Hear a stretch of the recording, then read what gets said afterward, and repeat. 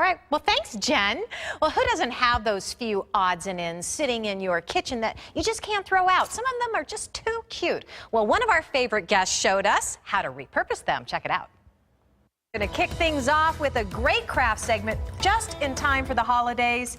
Angie Mazzillo is speaker and author of AZ Moms of Many Hats blog. I think we can all relate to that. She's going to show us how to make cake stands from maybe some things we already have laying around the house and, you know, we're just not using them, or a different way to use them. Absolutely. When I first came up with this project, I had some plates and some things around my house that I didn't use, but I didn't have the heart to get rid of. So I decided to repurpose and reconstruct them into something else. Well, let's kind of show everybody what we're thinking and what you're talking about. And it's really just kind of taking, it's all this stuff over here, you guys. It's really taking just a few items that you may have never thought in a million years you would put them together in any way, shape, or form. But voila, they can become something like this or something like this, and it's not just for the holidays. These are fun and funky, and you can use them anytime. Oh, absolutely, and they'd make great gifts for the holidays as well. Yes.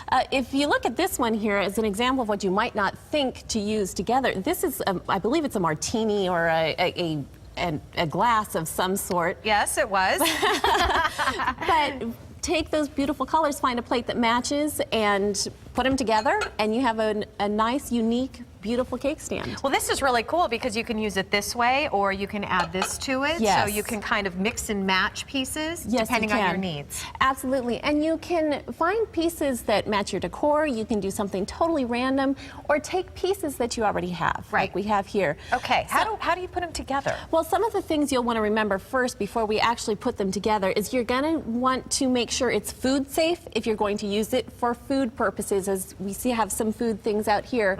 If it's not food safe, you can always use it for decor or some storage or a little extra counter space. Right, or you could put a doily over it. Exactly, or you could do that as well. The way you know something is food safe is there will be a sticker usually on the back of a piece of stoneware or china, which will tell you if it's food safe or not. I didn't know that. Yeah, most things will have that on there. If you're not sure, just play it safe and don't use it for food or use a doily or something over it. Right. So let's get right to constructing them. It's a simple two-step process. Okay. So what you're going to do is you're going to find your base. One thing you'll want to know about your base is you'll want the bottom piece heavier than the top piece. Well, that makes sense. For obvious reasons, right?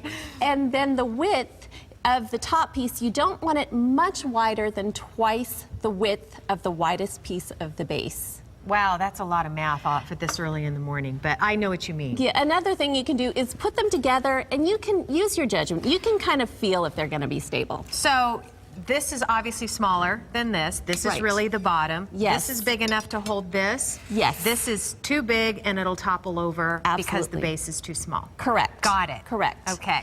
So let's get to constructing this. You'll need a tape measure to measure the back of your plate.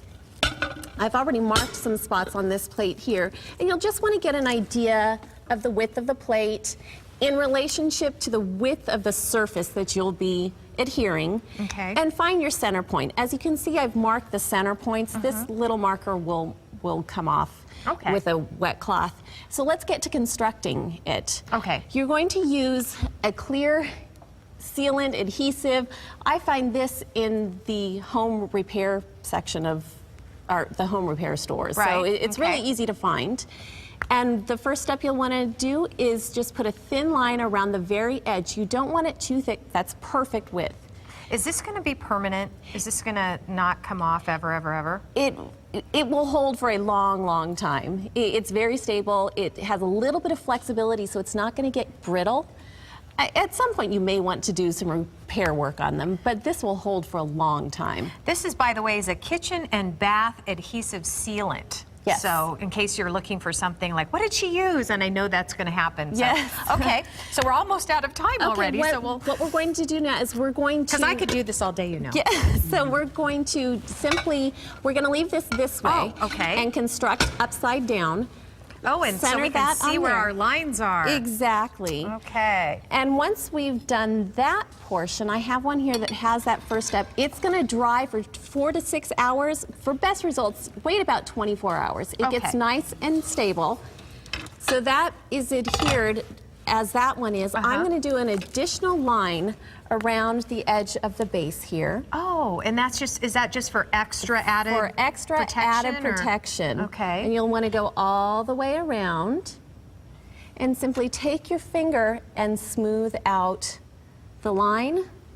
Let it dry for about another 24 hours, and this is what you have. This is so cool, and what a brilliant idea. How many times do we have all of those odds and ends, you know, those leftover pieces you don't know what to do with? And then if you don't have anything, what do you recommend? You could go to Mom and Dad's attic, garage sales. Goodwill is a fantastic place to find some really unique, fun pieces. That's where a lot of these came from, was Goodwill. Awesome. Great idea. Very timely. Perfect for the holidays. Thank you so much, Angie. And of course, Thank you. We have all of the information, the instructions, and how to read up on Angie's blog on SonoranLiving.com.